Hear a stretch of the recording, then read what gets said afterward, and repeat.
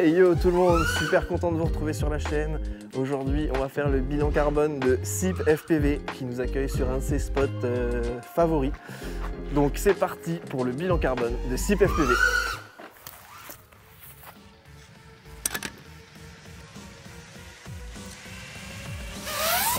Yeah, man.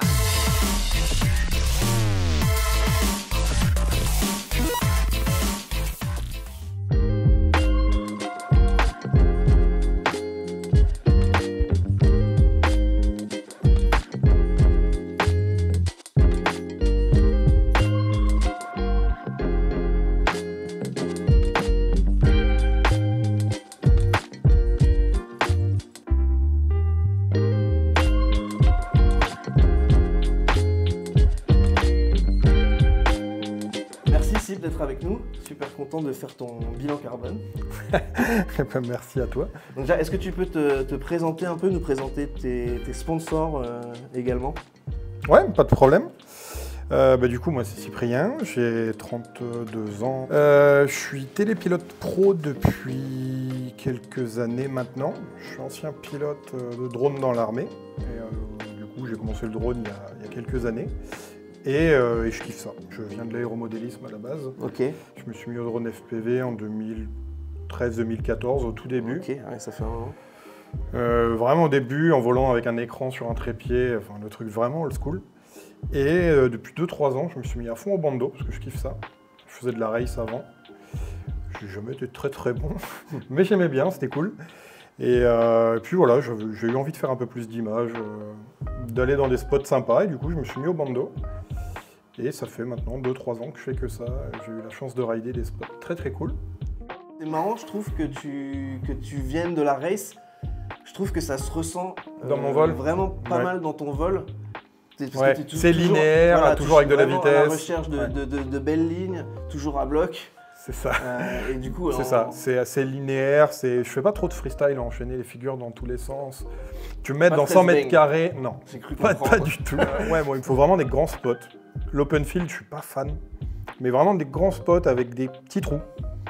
Bah, un peu comme Tom's, Ouais. mon maître spirituel. Mais clairement, c'est mon style. inspiration. Ah ouais, clairement. C'est vraiment ce style de vol rapide. Juste ce qu'il faut en fait, juste le freestyle qu'il faut, juste passer quelques gaps. Je cherche pas à enchaîner des moves dans tous les sens parce que déjà je suis pas bon là-dedans. Et ça me plaît pas forcément visuellement. C'est vraiment 2-3 belles lignes, 2-3 moves entre, histoire de casser un peu le truc. À fond, lancer un move qu'on n'attend pas. Beaucoup de marche arrière, je m'y suis mis il y a peu de temps, j'aime bien. Ouais, j'ai vu, ouais. On lance et on verra si ça passe.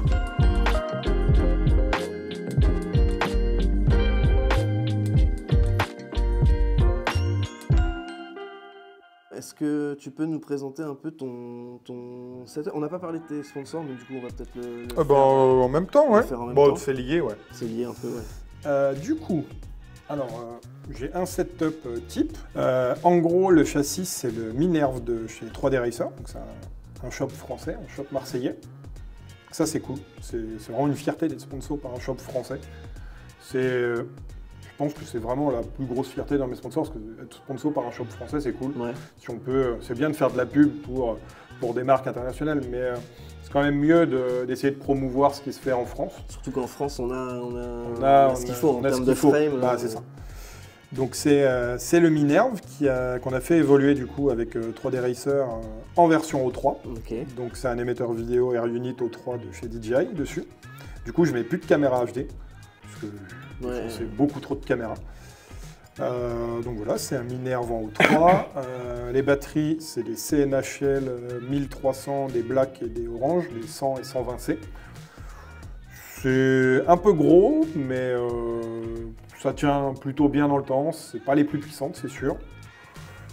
Mais ça fait le job pour ce que je fais. Et puis surtout, c'est un de mes sponsors. Donc c'est un beau de ne pas être les meilleures batteries pour mon usage, c'est très bien. D'accord. C'est un bon rapport qualité-prix. Ça Ok. fait le job pour 80% des usages. Donc voilà, c'est cool. Les moteurs, c'est des moteurs Rush. C'est des réacteurs V2, je crois. C'est des 2207.5 en 1930 kV. Ok. C'est vraiment bien.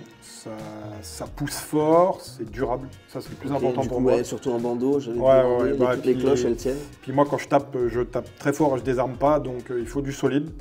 Et franchement, c'est puissant, c'est costaud surtout.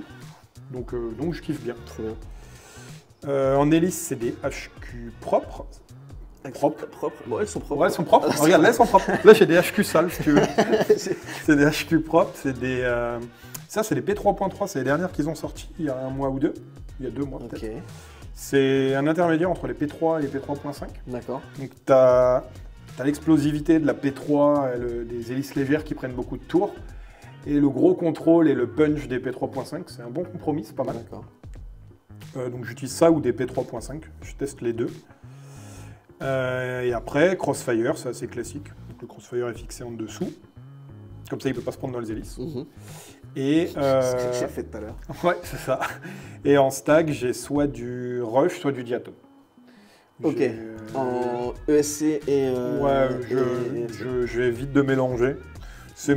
J'ai la chance d'avoir 2 sponsors qui font des stacks et l'électronique. Ok. Et l'un ne m'empêche pas d'avoir l'autre. Donc dès qu'il y en a. Comme je casse assez de matériel, dès qu'il y en a un qui ne peut pas me suivre et me renvoyer du matériel, bah, l'autre est là. Donc j'ai la moitié de mes quads en Diaton et la moitié en Rush. À peu près. Ok. En termes de firmware, t'es sur quoi toi? Je suis en bêta 4.4. J'étais en bêta 4.3 avant. Je suis passé en 4.4. Les premières versions, je sais qu'il y avait des bugs, mais là, ça s'est corrigé, ça marche bien. Ouais, moi j'ai repassé certains quads en bêta flight aussi. J'étais Ouais. sur Falco. Ouais, j'ai fait du Falco aussi. T'as fait du Falco. C'est chiant pour l'OSD en HD. Et même si c'est pas cher d'acheter une licence, c'est chiant d'acheter une licence, tu crames ta FC, ta licence est morte. Honnêtement, en bêta marche presque aussi bien maintenant avec les presets. Moi je mets le preset Supafly. Un petit peu moins loqué. C'est un peu moins loqué quand même. Mais, ça reste un peu. mais franchement, ça fait le job. Ouais, c'est propre. C'est très proche maintenant. Donc, ouais, bêta 4.4 avec le preset Supafly 5 pouces. Ok. C'est vraiment top. Super. Je sais qu'il y a des Français qui ont fait des presets, les gars du Sud, là. Exactement. Colin, je les crois. bandeaux lover. J'ai pas testé les bandeaux lover. Moi, j'ai fait un test. Je vous invite. Attends, je me mets. Hop, c'est par là. Je vous invite à aller voir la vidéo. C'est par là, là. La vidéo du petit test du preset. Ah, c'est ce que tu as testé avec DJ? Non, c'est pas ouais, ça exactement. J'ai fait une première vidéo tout seul et après avec DJ et Kevin. Kevin, c'est un pilote cinématique et donc DJ, un pilote freestyle pour avoir leur retour. Donc voilà, par là. Ok, eh ben, je regarderai ça. Parce que c'est vrai que j'ai pas testé. Franchement, c'est assez bluffant pour un preset stock. Ouais, c'est assez cool. Ok, eh ben, à tester. Je sais qu'il y a Blackbird là, qui a annoncé qu'il sortait un preset.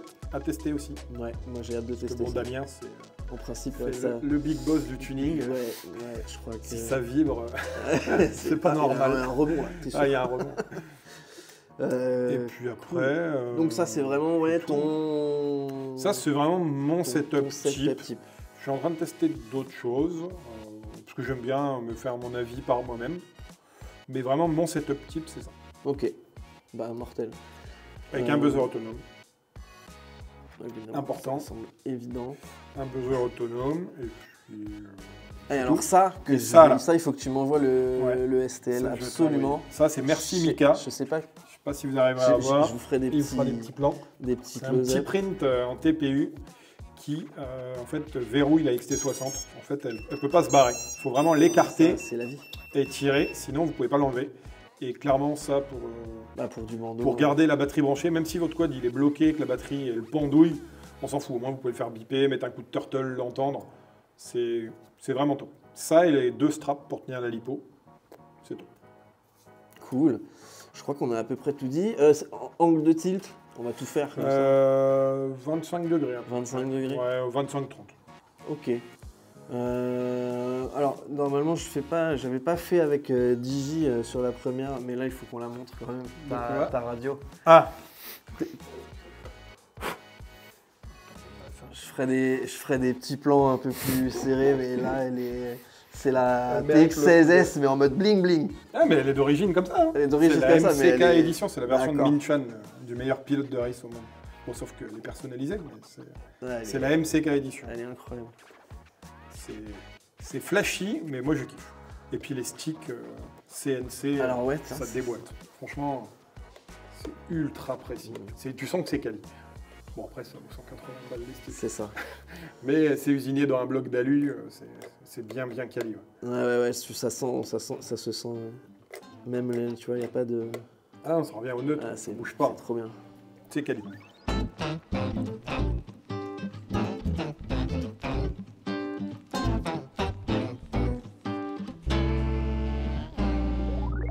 T'es parti là pour parler de tes pilotes préférés. Donc du coup, Ouais. il y avait Toms. Ouais, bah clairement, le numéro 1 en pilote français, c'est Toms, clairement. C'est les seules vidéos de freestyle que je regardais. Enfin, c'est pas les seules, mais c'est vraiment les vidéos de freestyle que je regardais quand j'ai commencé le freestyle et même quand je faisais de la race. C'est le taulier pour moi. Après, il y a J-True qui est J-True. Il y a un peu de Toms dedans, un peu de vitesse, mais il passe des gaps, des enchaînements dans tous les sens. C'est un extraterrestre. J'espère normalement on devrait faire un bilan carbone avec J-True. Je croise les doigts normalement. Ça peut être bien stylé. À la rentrée, j'espère. Ça peut être extrêmement stylé. Ouais. Donc ouais, J-True et puis il y a les top pilotes de l'époque, les Johnny. J'aimais bien Mister Steel, mais j'étais plus fan de Schizo, et vraiment des belles courbes, etc. Les Rotor Riot de l'époque, forcément. Les mecs qui ont un peu tout créé, ce format de vidéo FPV. Puis voilà, après, actuellement ici, il y a les pilotes des Rotor Riot actuels qui envoient vraiment du bois. Bubby, le petit là, qui envoie vraiment, Vanover, PDVX.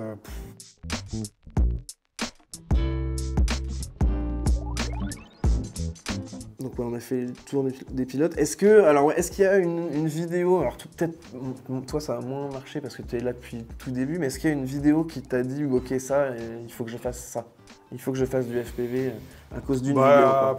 Il y a toutes les vidéos les toutes premières vidéos, Ergonet. Ouais, c'est ça. Cette vidéo-là était folle. En fait, moi j'avais déjà commencé à m'acheter du matos juste avant. Parce que je m'étais acheté mes premiers drones, j'avais acheté un Phantom 1, il est sorti en 2013 ou 2014, je sais plus. J'avais acheté ça et j'avais des F450, les ancêtres des Phantoms. Okay. Et je commençais à voler en accro avec ça, parce que tu avais un mode accro, mais tu étais à 260 degrés seconde, donc il fallait monter à 30 mètres pour faire un flip. Okay. Enfin, c'était involable. Et j'ai commencé à voler avec ça avant que les vrais 5 pouces commencent à se vendre, les ZMR, les trucs comme ça. Et c'est à ce moment-là que la vidéo d'Ergonet est sortie et ouais, clairement, c'était un grand waouh. Il y a eu ça et après, en vidéo de freestyle, il y a eu les Rotor Riot. Il y a eu la vidéo de Charpou, le pilote, exact. Et il est espagnol, mais qui ne vole plus, dans l'hôpital en Espagne, le spot mythique. Le spot qui est renommé à son nom. C'est ça. Où maintenant, il y a Félix, le pilote espagnol qui est très très bon, qui va se le faire régulièrement, mais cette vidéo-là aussi, quand tu la regardes maintenant, tu dis, ouais. Mais bon, il était en 3S, en analogique, et c'est fou en fait. C'est vraiment, ouais, je pense, Ergonet et la vidéo de Charpou, les deux grosses vidéos qui m'ont fait kiffer, ouais. Typiquement, c'est je sais pas si tu vois, j'en avais vu d'autres avant où je savais que je voulais faire du FPV, mais il y en a vraiment une, c'est Flight of the Year. De Nurk FPV. Là, j'ai dit, ok, c'est un truc. Dès qu'on me demande ce que c'est le ferai FPV, dès que des potes me demandent ce que c'est le FPV, je montre souvent cette vidéo-là. Ouais, elle est incroyable. Et ils sont choqués. Et c'est vrai que quand tu la regardes maintenant, bon alors, elle est incroyable parce qu'il passe sous le train et tout, mais c'est vrai que techniquement, mais c'est du haut matériel, elle est pas folle. Il y a des corrections, tu sens que le vol il est pas propre. Le mec est couillu. Il faut des couilles, des bosses énormes. Quand il rentre à l'intérieur et qu'il fait demi-tour, il se loupe. Il y a tout en plus, il y a le mec qui le regarde, qui ferme un truc, qui repasse derrière, il passe dedans, ça touche, il passe sous le pont et tout. C'est folle. Sur cette vidéo, vraiment, je me suis dit, ok, c'est sûr. Je sais pas comment, parce que en numérique, je me projetais pas en numérique, tu vois, en analogique, pardon. C'est différent. Je me projetais pas, et du coup, évidemment, dès qu'il y a eu le système DJI, j'ai foncé. Mais moi, c'est vraiment cette vidéo qui m'a dit, ok. Ça a permis beaucoup de choses, mine de rien, le système HD, le DJI. Un spot comme ça, tu l'exploitais pas en analogique. Moi, j'ai commencé ici en analogique. Tu faisais la ligne droite. Ici, là, vraiment, vous verrez dans la vidéo, mais la partie vraiment centrale où il y a l'escalier, la grande ligne droite, et c'est tout, quoi. Tu faisais rien de plus. Là, tu peux quand même un peu te balader dans les bâtiments. Tu peux pas aller partout, mais mais tu arrives quand même bien plus à exploiter le spot. Bien profiter, quoi. Et puis, enfin, ah oui, c'est incomparable, hein. Franchement. Pour ça, le système numérique, c'est... T'as fait rapidement la transition? Pas du tout. Non? Ça fait même pas 2 ans que je vole en numérique. Jusqu'à... Je crois que je suis passé fin 2021 en numérique. Ok. Et avant ça, j'étais en full analogique. Et c'était par habitude, parce qu'il fallait changer tout le matériel ou parce qu'il fallait tout changer, que je pouvais avoir des VTX avec mes sponsors, donc ça me permettait de monter des machines, etc. Et tous mes potes volaient en HD, c'était chiant de voler en analogique, puis surtout je voulais exploiter pleinement les spots, quoi. Et oui, j'ai eu un gros level up quand je suis passé en HD, clairement. Ouais.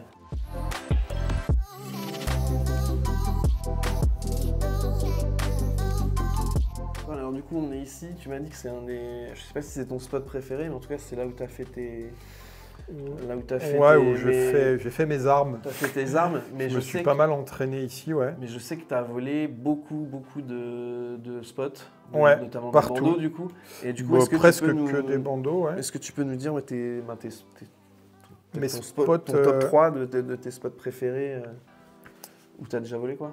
Alors, top 3, ça va être chaud, parce qu'il y en a tellement. Top 5. Allez, en premier, le lavoir à charbon, qui est un spot mythique du sud de la France. C'est... J-Trou a fait une vidéo là-bas qui est folle, et il y a d'autres pilotes qui sont retournés depuis, et clairement, je voulais le faire, ce spot. Et j'ai eu la chance d'y aller il y a 1 an à peu près, un truc comme ça. Dinguerie. Ah ouais, ça fait 45 mètres de haut. En fait, c'est tellement grand que tu peux pas capter partout.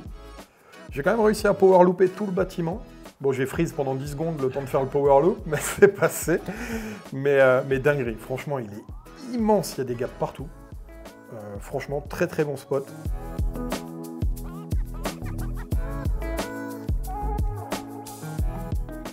Après, il y a la riserie, qui est un spot aussi du sud où les gars vont souvent, le home spot de flat, les bandeaux lovers, ils vont souvent. Ce spot, c'est une dinguerie aussi. Alors, malheureusement, j'y suis allé que quelques heures, j'ai fait que 3-4 heures sur place, même pas 2 heures sur place. J'ai fait 10 lipos. J'ai quand même pu me faire plaisir, mais j'ai pas exploité le spot. Mais vraiment gros potentiel.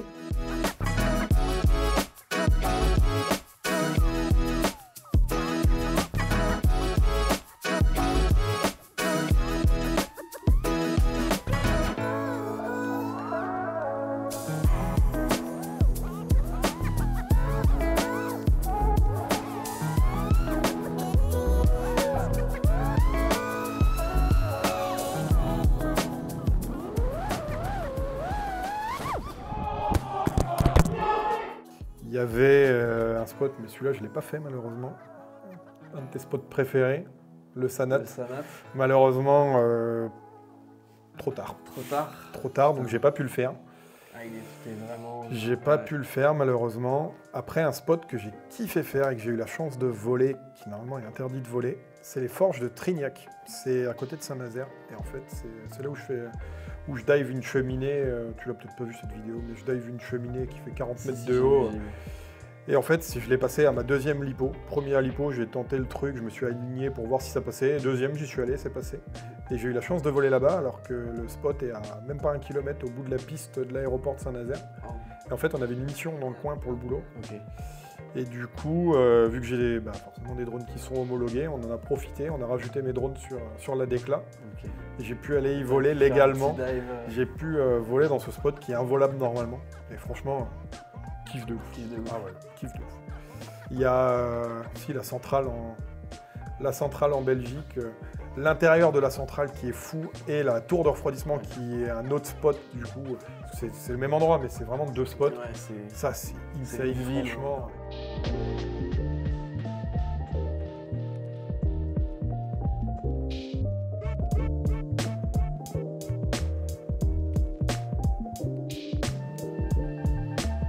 Le lavoir à charbon aussi en Belgique, qui est... c'est un grand bâtiment, pareil, ça fait 40-45 mètres de haut et c'est un cube. Et tu as plein d'étages. Et en fait, plus tu montes dans les étages, plus c'est lumineux. Plus tu descends, plus c'est sombre. Et tu as l'impression qu'au fur et à mesure de ta lipo, quand tu fais des moves, tu descends dans les enfers en fait. Parce que tu descends, c'est de plus en plus sombre et tu perds de plus en plus la vidéo. Parce que tu peux pas tout l'exploiter tellement il est grand. Et c'est ultra flippant en fait. Parce que tu fais un move, tu vois un trou, tu descends. Tu arrives dans du sombre, tu vois un autre trou, tu descends. Et plus ça va, plus tu as vraiment l'impression de descendre dans les abysses. C'est ultra flippant. tout se ressemble, le haut, le bas, mais c'est une dinguerie. Ah, mais tu tapes, tu sais plus où t'habites. Et celui-là, ouais, vraiment gros niveau.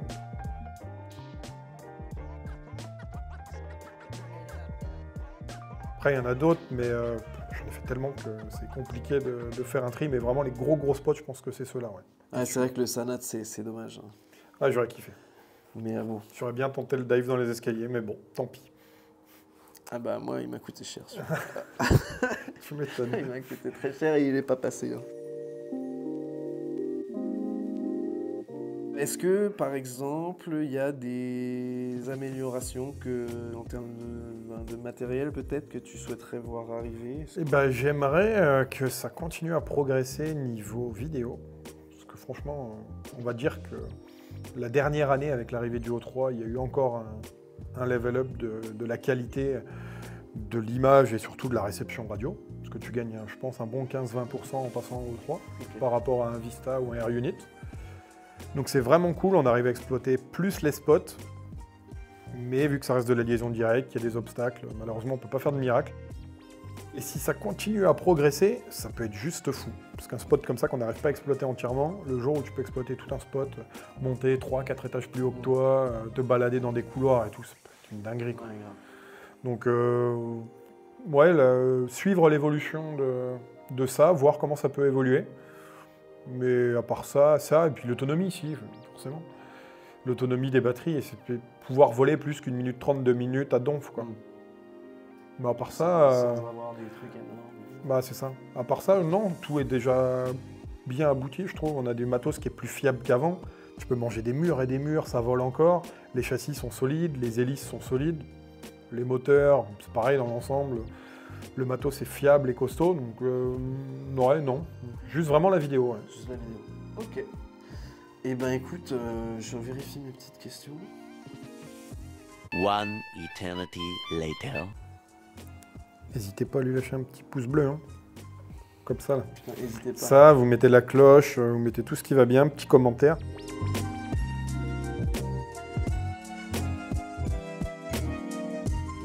Eh ben merci Sip d'avoir fait ton bilan carbone avec nous. Merci à toi. N'hésitez pas à vous abonner à la chaîne, plein de choses qui devraient arriver. Ne désarmez jamais. À la prochaine.